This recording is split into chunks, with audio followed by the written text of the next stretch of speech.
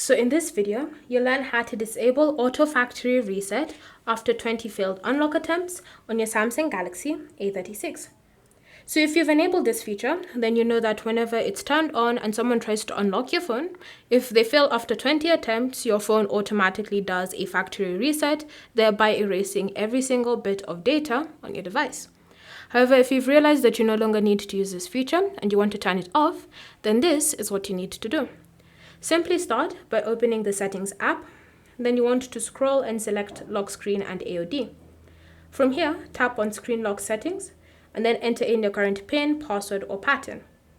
Next, look for the option Auto Factory Reset and tap on the toggle next to it to turn it off.